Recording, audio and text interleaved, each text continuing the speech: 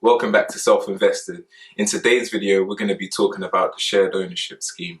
If this is your first time with us here, my name's Lemuel, and on this channel we talk all things personal finance, from investing in the stock market to paying off credit card debt and everything in between, including housing. Just so you know, I'm not a financial advisor, I'm not an expert, I'm a regular guy that loves talking about how we can do better with money. So if that sort of thing interests you, stick around and I hope you enjoy the video. If you do, make sure you give the video a like and subscribe to the channel to get more content. So shared ownership, this is a polarizing topic. Some people think it's a great idea and a great way to get your foot onto the property ladder. Other people think it's a terrible idea and wouldn't touch it with a barge pole. In this video, I'm going to try and give an objective view, and at the end, I'll give my own opinion. So the different topics we're going to cover in today's video are: what is a shared ownership? Who's eligible? What are the costs? What is the staircasing process? Selling and subletting your shared ownership home. And then finally, I'll give my own thoughts on what I think about the shared ownership overall. So firstly, what is shared ownership? Well, shared ownership is a government scheme that was set up in order to help people to get their foot on the property ladder, where they can partly own and partly rent their property. Now, usually you can buy between 25 and 75% of your property. And if you choose to staircase your ownership up to 100% in most cases. So for the share of the property that you don't own, you pay rent. So if you owned 25% of a property, you would pay rent on 75% of the property that you don't own, and vice versa. Most of the properties sold through shared ownership are sold by housing associations. And housing associations are organisations which provide social housing. Also, most of the properties under the shared ownership scheme are sold on a leasehold basis as opposed to freehold. Now, leasehold is where you own the property for a set period of time, as opposed to freehold, where you actually own the property outright and you own the land which the property is situated. So who is eligible for the shared ownership scheme? Well, unlike other Help to Buy schemes that were created by the government, this scheme isn't only available to first-time buyers. The main condition is that you can't be a homeowner. So you could have previously owned a home in the past, but you can't own a home presently. If you do happen to own a home and you want a shared ownership home, you need to be in the process of selling that home. And you need to make sure you complete on selling that home before you actually purchase your shared ownership home. The second condition is that you can't earn more than 80,000. You need to earn less than £80,000 per year if you're buying a shared ownership home outside of London, and less than £90,000 per year if you're buying it inside London. And this is the same cap for couples as well. So the final condition, which I touched on earlier, is that you shouldn't be able to afford to buy your home in the open market. If they look at your finances and they think that you'd probably be able to buy the home you're trying to buy through shared ownership in the open market, so 100% outright, how you normally buy homes, then it's very likely that you won't be allowed onto the scheme because of the reason that it's focused on people who wouldn't normally be able to afford their property. In this section of the video, I'm just going to cover some of the costs that you need to consider if you're weighing up the decision to, go for a shared ownership home. There are 7 main costs to consider. And the first is similar to buying a home on the open market, and that is your deposit. Now, for a shared ownership home, you need to have 5% deposit for the share of the property that you're buying. So if you were buying a 25% share of a property worth 400,000, let's say, you would need to, the value of the property or the share that you're buying would be 100k, and you would need to have at least £5,000 for a deposit for that property. The next cost you need to be aware of is your mortgage repayments. Now, for shared ownership mortgages, these tend to be higher. These tend to have higher interest rates than normal mortgages. Now, this is because there's less providers of mortgages for shared ownership than for normal mortgages. So because there's less providers, there's less competition, and that pushes up the price. The third cost you need to be aware of is rent, which you'll be paying month to month. Now, this is capped at 3% of the value of the property, of the value of the share of the property that you don't own. So with the example I gave before, you would have to pay 3%, or it would be capped at 3% of the 300k of the property, or the share of the property that you don't own. Now this means it will be capped at around 9,000 per year, which is around £750 per month. This is going to be cheaper than how much you would rent the same property in the open market, and it's made cheaper because it's supposed to be an affordable way to actually live in a home, rent in a home, or buy a home. So it's going to be cheaper than what you would pay in the open market. You need to bear in mind, however, that the rent will likely increase year by year, at least in line with inflation, and probably slightly more. The fourth cost you need to bear in mind is stamp duty. Now, stamp duty is a tax you pay. It's called a land tax, and you pay it when you normally buy a property. Now, there are two ways to pay this tax. You can either pay it off in one go for the whole value of the property.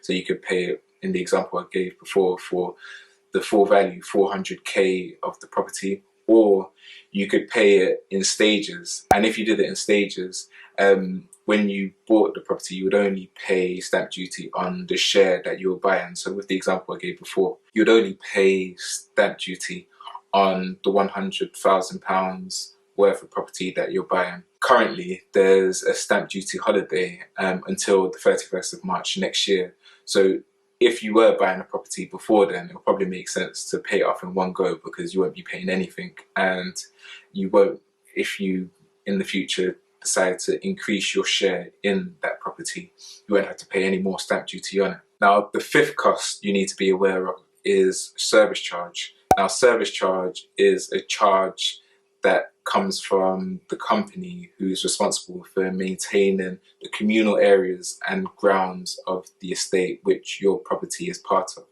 So if you live in a block of flats, this is going to be your shared hallways, your lobbies, your lifts. If you've got any outdoor green space, the cost of maintaining those, and if you've got any water fountains or things like that outside, it will be the cost of maintaining those. Now, this is an important thing to look at with your lease, because you can very easily miss it and just think about the mortgage payments and the rent as well. But with the service charge, this could cost 100 or hundreds per month, and can really affect your finances.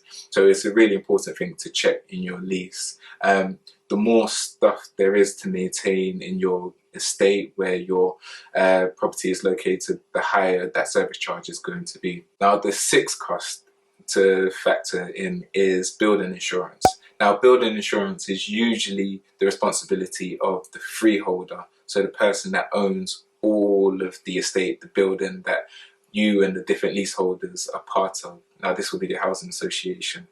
But although it's their responsibility to get the building's insurance, they will recharge the cost to each of the tenants. Now, this isn't a very high cost. For my flat here, the building insurance is around £200 per year, but it's another cost that can be easily missed and should be factored in when you're considering whether you go for a shared ownership property. The seventh cost is ground rent. Now, ground rent is different to the monthly rent you're going to be paying.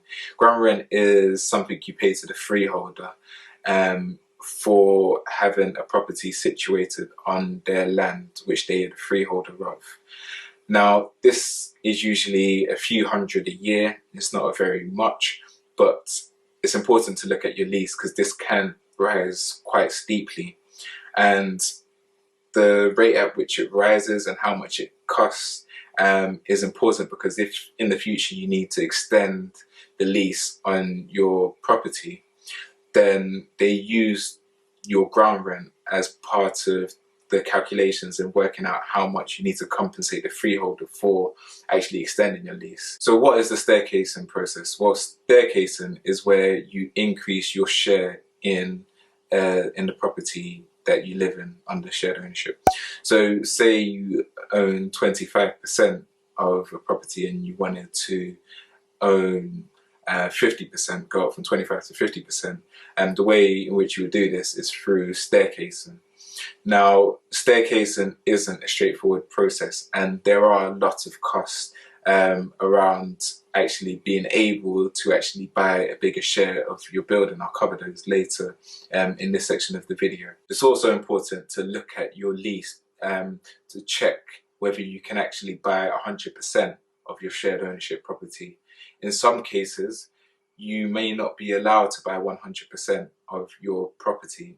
So I think that's quite an important thing to check from the outset, because that might sway you in your decision whether you actually want to go for a shared ownership property or not. Also, it's important to check whether there's a limit on the number of times you can staircase. The limit is usually around 3 times. But if you did want to staircase, I wouldn't recommend doing it too many times. You should staircase the minimum number of times as possible because of these unrecoverable costs that I mentioned before. So just on these unrecoverable costs, there are 5 different costs just to enable you to actually be able to actually buy a bigger share of your property that aren't actually the cost of buying a bigger share. So these costs are, firstly, the application and surveyor costs that go to the housing association. So they're going to take a fee just to actually process your application to actually staircase your ownership in the property, and they're actually going to charge you the cost it costs them to get a surveyor to look at your property and do a valuation. Now, one video I looked at online, I'll leave a link down to it in my description. They said that cost them I think £600. In addition to this cost, you're going to have to pay for your own surveyor to do your own valuation of the property. Now, this is going to cost around £400 plus VAT. You also need to appoint a solicitor to deal with all of the legal things around increasing your share in the property. Now, this can cost anywhere between £1,500 to £2,000 plus VAT. So the 4th cost you need to be aware of around staircasing is remortgaging. So because you're going to be taking a bigger stake of the property you own, it's very likely you're going to be borrowing the money through your mortgage to actually pay for that. And if you do that, that means you need to remortgage your property in order to sort of release equity or to take out a bigger loan in order to buy that other share. And to remortgage, it could cost nothing, but it could cost up to £1,000 in order to get a new mortgage for the largest share in the building that you're taking. So the last cost you need to be aware of around staircasing is the stamp duty. So if you chose to pay off your stamp duty in stages and you were staircasing up from, let's say, 25% to 50%, with the example I gave before, you would need to, the value of the property you'll be buying would be £100,000.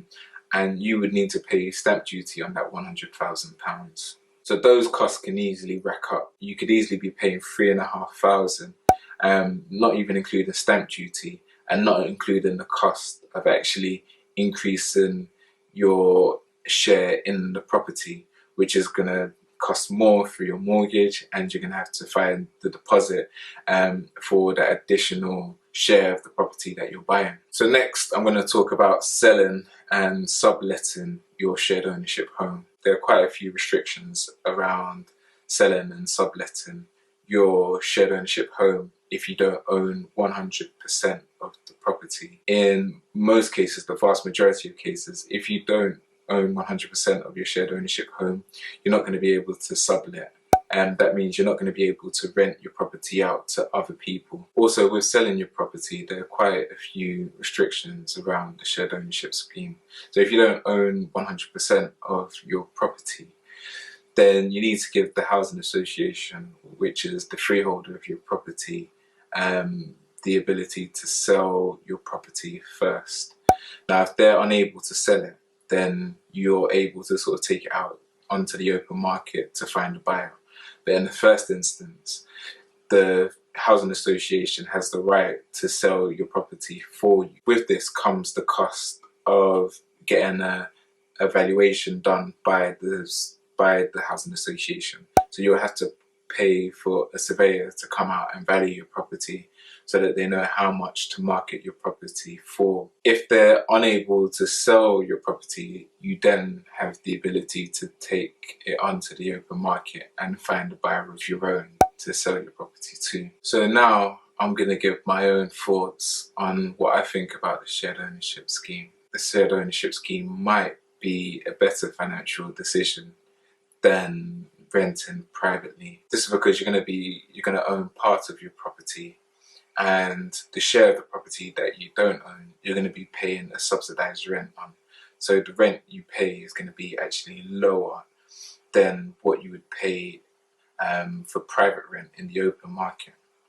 And for the share of the property that you do own, you'll have a mortgage, and for the mortgage, you'll be those costs are going to be partly recoverable. The interest you pay on the mortgage is going to be unrecoverable, but the repayments you make on the loan that you've borrowed is going to actually give you greater ownership in the property and actually be recouped when you decide to sell the property. Also, if the value of your property increases and you come to sell, the share of the property that you owned is actually going to go up in value. So say if you bought the property in the example that I gave for £400,000, you bought a 25% stake in it, which means the value of your share of the building is 100,000.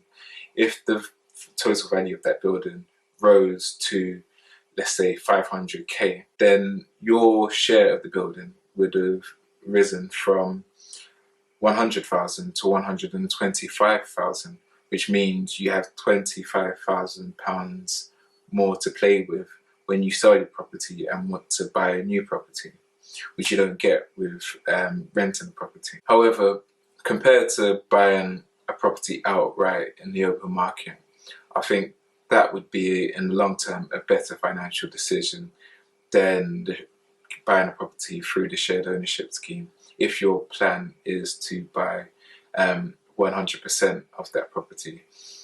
This is because there'll be less unrecoverable costs with buying a property outright. With the shared ownership, you'll have your own part of the building and you'll have a mortgage for parts of the property, but you'll be paying rent on the share of the property that you don't own. Now, this cost, the rent, is an unrecoverable cost, because when you sell your property, you won't be able to actually recover any of those costs with owning a building outright.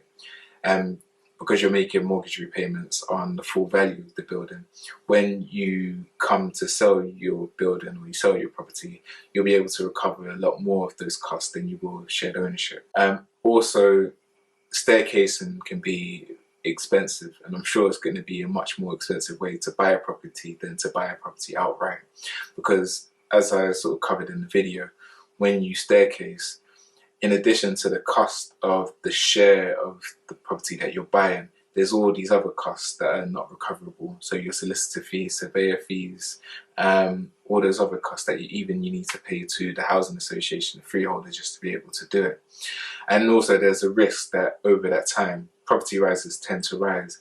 So if you come to try and buy a big share of your building, of your property, sort of in 2 or 3 years' time, there's a good chance that it's going to be more expensive than if you bought it 2 or 3 years prior. However, I do think that it has its advantages, and if you can't afford to buy a property outright, it may actually be a better financial decision than sort of renting privately. If you have a social housing home, then your rent's going to be subsidized anyway, so it'll be pretty cheap.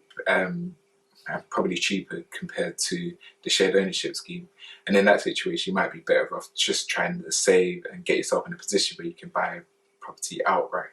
But if you are renting privately and you're weighing up whether to go shared ownership or private, it may be a better financial decision to actually go for a shared ownership home. But you have to sort of weigh up these things by yourself and make your own decision. I'm not a financial advisor, as I said, so I can't advise you on what to do. The one thing I will say you need to be careful of with the shared ownership scheme, though, is when it comes to selling, there's going to be a smaller pool of people to actually sell your property to than if you owned 100% of that property. As well, if you staircase to, let's say, 75% or 60%, but you haven't bought 100% of the property, that property can very easily be unaffordable for most of the people that would be going for the shared ownership scheme. Now, the reason for the shared ownership scheme is to help people afford to buy a property that wouldn't otherwise be able to afford a property. So if you staircase up to such an amount that it becomes less affordable for most of the people that would apply or be part of the scheme, then that's going to make it more difficult for you to actually sell the property. A reasonable strategy might be either you stick at the share of the property that you own, so if it's 25% that you buy, you just stick with that until you sell it. Or if you decide to staircase and take out a larger stake in the property, then you try and get to 100 as quickly as you can in one go. Or if you do start to staircase, then you make it your goal and you know confidently that you can actually get to 100%. Because if you're sort of somewhere in between, sort of 50 and 100, you're not quite above, you're not quite sort of at 100 and you're not under 50, I think it could be very tricky for you to sell in the open market. So I hope you found that video useful. If you did, make sure you give the video a like and you subscribe to the channel. Also, let me know what your thoughts are on shared ownership. Do you think it's a good idea? Do you think it's a bad idea? Give your reasons. Let me know. And if you've got any questions, also ask down in the comments below. If there's something I didn't explain very well you want me to expand on, yeah, just let me know down in the comments and I'll respond. Don't forget to like, share and subscribe, and never stop learning and investing in yourself. Take care.